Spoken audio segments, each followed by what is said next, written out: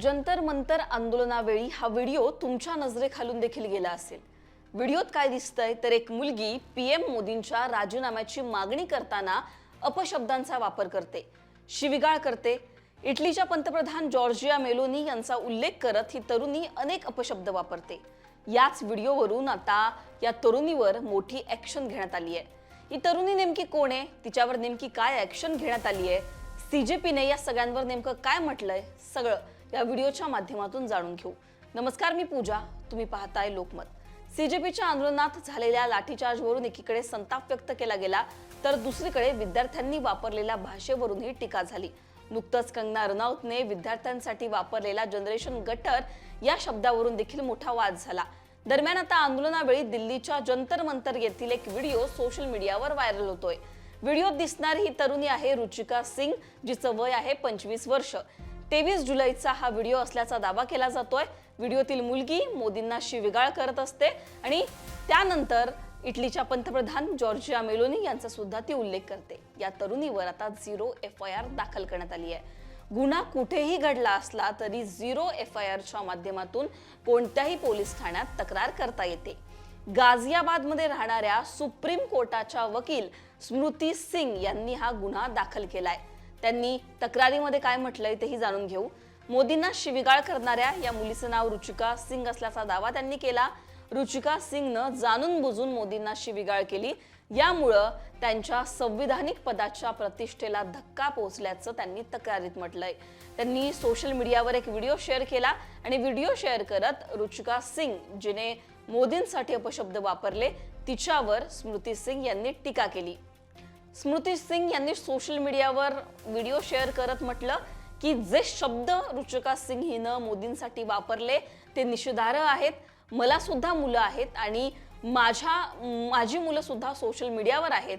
माझ्या मुलांनी अशा प्रकारे ही भाषा शिकू नये, त्यासाठी मी हे FIR दाखल केलेली आहे। कोणत्या कलमांअंतर्गत FIR दाखल करण्यात आलेली आहे ते सुद्धा आपण जाणून घेऊ। कलम 352, ज्याच्यामध्ये काय आहे तर जाणून बुजून अपमान करणं, 2 वर्षांची शिक्षा आणि दंड।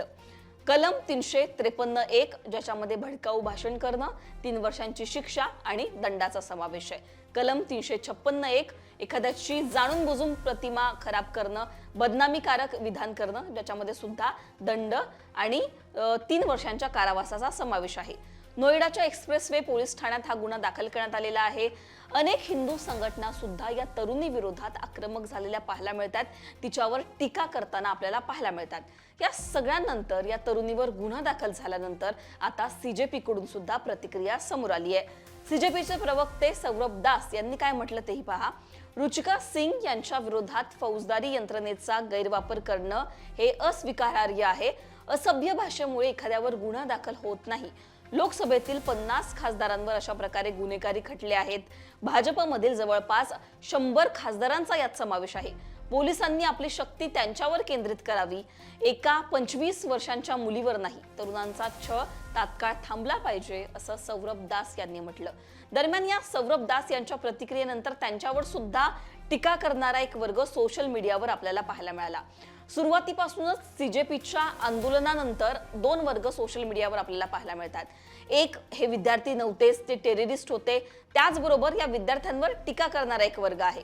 दुसरीकडे कशा प्रकारे अनेक गुंड या विद्यार्थ्यांच्या आंदोलनात शिरतात आणि या विद्यार्थ्यांच्या आंदोलनाला वेगळं वळण देताना पाहायला मिळतात, अशीही टीका या आंदोलनावर पाहायला मिळाली।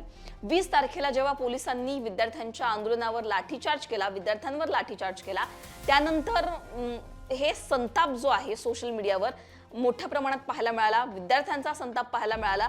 तर दुसरीकडे विद्यार्थ्यांनी कशा प्रकारे अपशब्दांचा वापर केला, त्यांचे व्हिडिओ जे व्हायरल होतात त्याच्यामध्ये ते कशा प्रकारे खालच्या पातळीची भाषा वापरतात, पंतप्रधान मोदींना कशा प्रकारे शिवीगाळ करतात, याचा उल्लेख सुद्धा अनेकांनी केला।